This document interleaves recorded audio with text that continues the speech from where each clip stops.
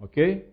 Em tese, né, você tem um esforço inicial de conhecimento do seu produto, do seu processo, e aos poucos, não é isso?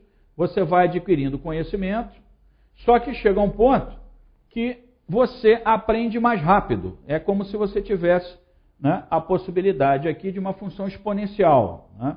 Vai chegar um determinado tempo, um determinado ponto, em que você automaticamente, em função do seu conhecimento acumulado, você vai desenvolvendo novas técnicas, né, e o seu processo produtivo eventualmente se torna mais ágil, você tem mais conhecimento. Né? Então é óbvio, né, que para que você entre no mercado, você precisa de quê? Você precisa de tempo de conhecimento para gerar o quê? Para você gerar e aperfeiçoar os seus processos produtivos, o seu conhecimento do mercado, né? Melhorar a sua performance empresarial.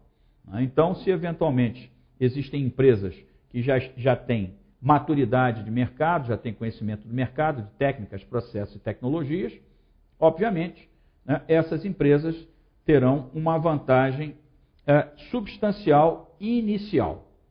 Ok? Então, essa é a ideia do conceito de curva de aprendizagem. Né? É muito importante que você entenda isso. E esse é um assunto bastante interessante do conceito de gestão do conhecimento. Ok? Muito bem. Então, voltando aí para a nossa aula, o conceito de novos entrantes em relação a curvas de aprendizagem é um elemento importante para barrar a entrada desses novos entrantes. Então, experiência, conhecimento apropriado, não é isso? Técnicas de gerenciamento de controle, né? O management, gestão, né? Processo, conhecimento. Por isso que a gente coloca ali KM, gestão do conhecimento. Então, curva de aprendizagem, experiência, ela pode barrar a entrada de novos entrantes. Ok? Muito bom. Então, pessoal, vamos falar agora sobre o ambiente competitivo, as forças de Porter, mudando agora para falar um pouquinho sobre o poder de barganha dos fornecedores. Ok? Então, o nosso colega Michael Porter, ele estabelece o seguinte: os fornecedores, assim como, né, todos os elementos da discussão das 5 forças, eles podem oferecer o que nós chamamos de poder de barganha, ou seja, poder de negociação. E ele é alto, segundo o autor, quando o mercado constitui-se de um pequeno número de grandes empresas, oligopólio. Né? O que significa isso? Né? Oligopólio são poucas empresas, normalmente empresas grandes, que dominam o mercado. Dá um exemplo, 3, 4, 5 empresas, no máximo, dominam, por exemplo, o mercado nacional.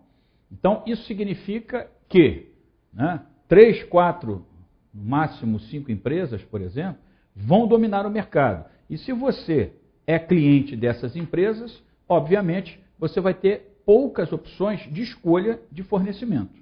Não é isso?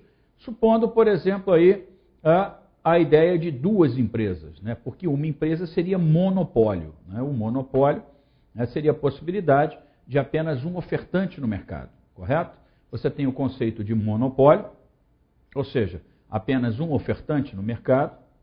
Você tem o conceito de oligopólio, que são poucos ofertantes no mercado. Né? Dentro de uma estrutura de mercado, naturalmente, você poderia estabelecer, né, o conceito, né, de concorrência perfeita, né, que é basicamente utópico, onde você praticamente teria, né, uma homogeneidade em termos de mercado, que eventualmente não ocorre, o que nós chamamos também de concorrência imperfeita, que se aproxima mais ou menos dos nossos modelos de estrutura de mercado, e essencialmente as estruturas, né, monopolistas e oligopolistas. No caso das estruturas oligopolistas, você tendo um fornecedor que faz parte do oligopólio, você provavelmente vai depender muito desse fornecedor. Então o poder de barganha dele é alto, ok?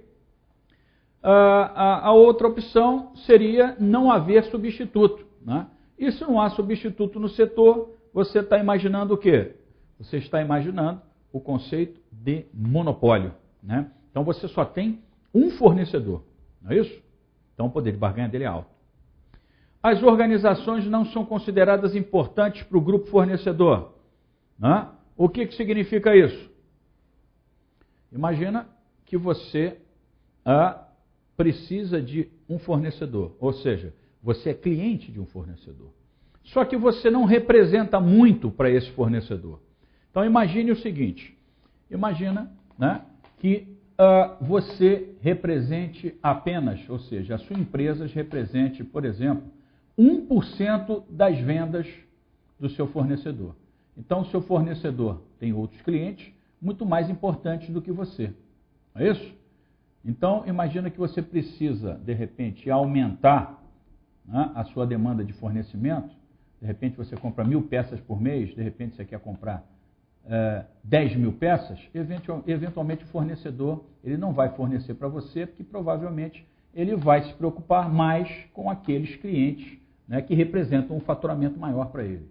Então ele não vai dar muita importância a você, mesmo que você aumente sua demanda. Se ele tiver uma capacidade instalada mais ou menos no limite, ele não vai atender você, né? Ele vai atender aqueles clientes que ele considera mais importantes. Ok?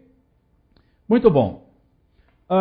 Os artigos, né, insumos dos fornecedores, são essenciais para o sucesso da empresa. O que a gente está tentando traduzir aqui? A ideia é a seguinte, né?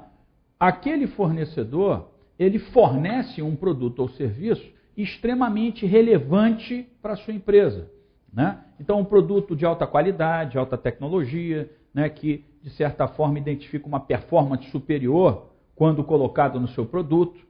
Né? Imagina, por exemplo, a indústria automobilística, né? Um determinado controlador, né? Em termos de todo o sistema de controle elétrico, né? E microeletrônico do carro, uma determinada tecnologia. Então, aquele produto é muito bom, não dá defeito e tal. Então, esse é um artigo, por exemplo, de suma importância para a sua indústria, né? E aí, né, você, como depende desse produto, né, você eventualmente acaba se tornando até refém, né, desse fornecedor. Então, é óbvio que esse fornecedor ele vai exercer, né, um poder de barganha superior. Bom, agora vamos falar um pouquinho do poder dos compradores, né? Qual seria a ideia do poder dos compradores? Ok?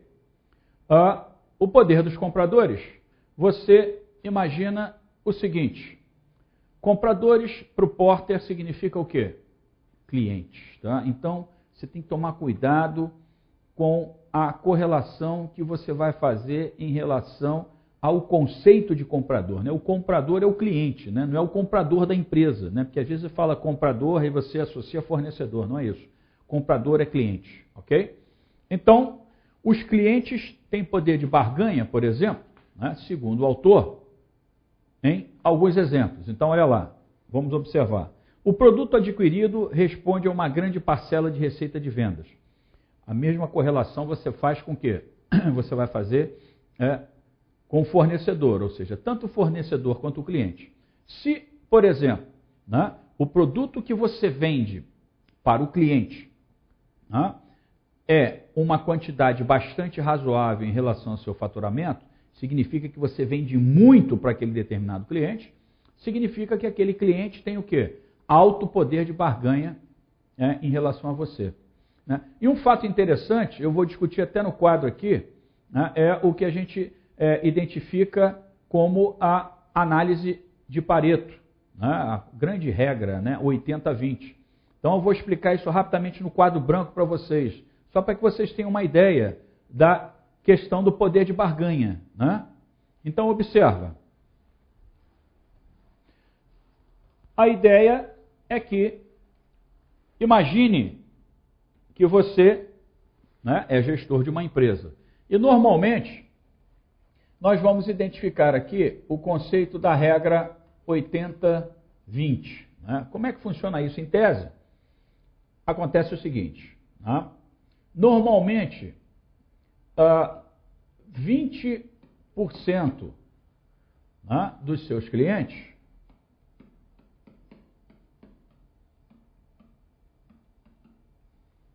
vão representar em média, 80%, por exemplo, do seu faturamento.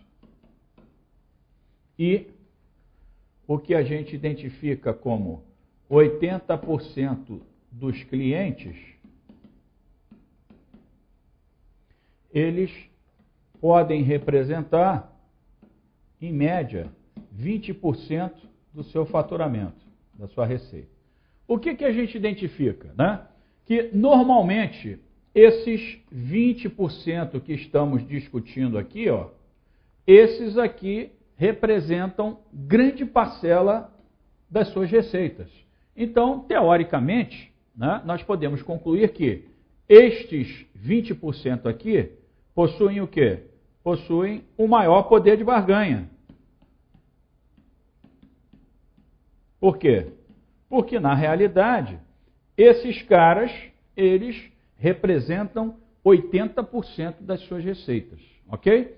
É só para que você entenda, né, que a proporcionalidade, obviamente, ela varia, né, mas normalmente acontece isso, né, na maioria das empresas, ou seja, em média, né, um percentual razoável menor de clientes, né, representa eventualmente uma proporcionalidade do seu faturamento, da sua receita, muito maior. Obviamente, esses clientes possuem um poder de barganha potencialmente maior.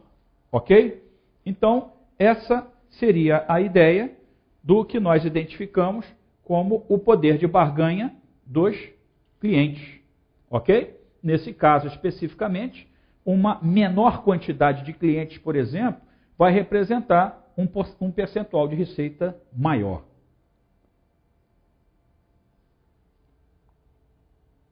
Bem, voltando então à nossa aula, a ideia de poder de barganha, nesse caso,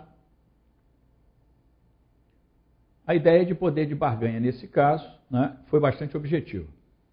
Bom, o outro aspecto seria a questão da diferenciação do produto. Né? Os produtos da indústria não são diferenciados ou padronizados. O que significa isso? Significa dizer o seguinte, né? Imagina que o produto da sua organização, da sua empresa, é um produto homogêneo, é um produto muito parecido. Significa dizer o seguinte, que basicamente todos na mesma indústria possuem produtos semelhantes ao seu, ou seja, com poucas diferenciações. É lógico que isso vai fazer com que o poder de barganha dos clientes se torne maior. A partir do momento em que o seu produto não é diferenciado, se ele não é diferenciado, o cliente ele pode eventualmente sair da sua empresa e ir para outra.